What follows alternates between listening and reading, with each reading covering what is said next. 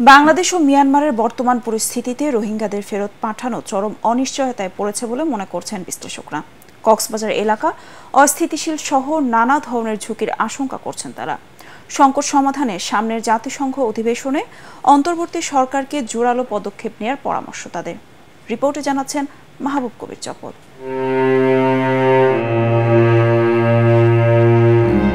রোহিঙ্গাদের প্রতি মানবিকতা দেখাতে গিয়ে এখন মানবিক সংকটে উখিয়া টেকনাফের মানুষ। তাদের জীবন চালাতে হুমকির মুখে পড়েছে স্থানীয়দের জীবন। 2017 সালে প্রায় 11 লাখ রোহিঙ্গাকে আশ্রয় দেওয়া হয়। আন্তর্জাতিক সংস্থাগুলো বলছে ক্যাম্পে প্রতিদিন জন্ম হচ্ছে 98 রোহিঙ্গা শিশুর। সে হিসেবে গত 7 বছরে যোগ হয়েছে 2.5 লাখ নতুন মুখ।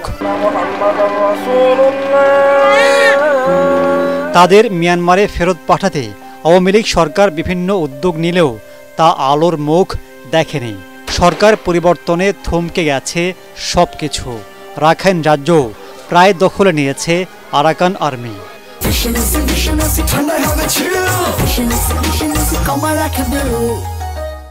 নতুন করে আসছে রোহিঙ্গারা।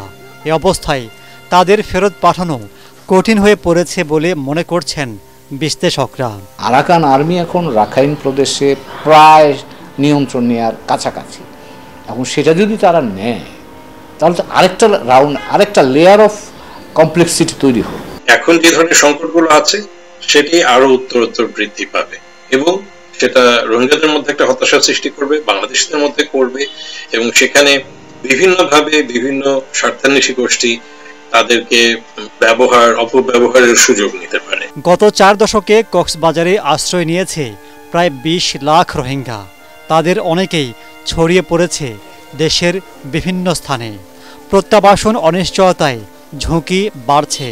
সংকট সমাধানে যুক্তরাষ্ট্র চীনের সাথে অন্তর্বর্তী সরকার প্রধানকে নতুন করে আলোচনার পরামর্শ বিশ্লেষকদের। এটা মানতে হবে যে গত 7 বছর আমাদের চেষ্টা সফল হয়নি। তো কাজেই এখন অন্য কোনোভাবে চেষ্টার কোনো সুযোগ আছে কিনা হয়তো সেগুলো আমাদেরকে চিন্তা করে দেখতে হবে। সামনেই যে জাতিসংঘের সাধারণ অধিবেশন আছে সেখানে সহ এটির একটি আন্তর্জাতিক আলাপ আলোচনা করে এটার একটি সমাধান হতে পারে। চিন্তা ভাবনা করতে হবে, অন্য কোনো সৃজনশীল পদ্ধতিতে চেষ্টা করে সমাধান খুঁজতে পারি কিনা সেই চেষ্টাটা করে যেতে হবে এবং সেটা কূটনৈতিকভাবে করতে হবে। এর বাইরে কোনো রাস্তা তো অন্তত আমার জানা মতে নাই। প্রত্যাবাসনে তৃতীয় একটি দেশে নিয়ে যাওয়ার ব্যাপারটি, এটি যদি অন্তর্বর্তীকালীন সরকার বিবেচনায় রাখে অবশ্যই এটি একটি বাস্তবসম্মত প্রক্রিয়া। রোহিঙ্গা ক্যাম্পগুলোতে নিরাপত্তা জোরদারের পরামর্শ দেয়া হচ্ছে। মাহবুব কবির চপল, ATN বাংলা, ঢাকা।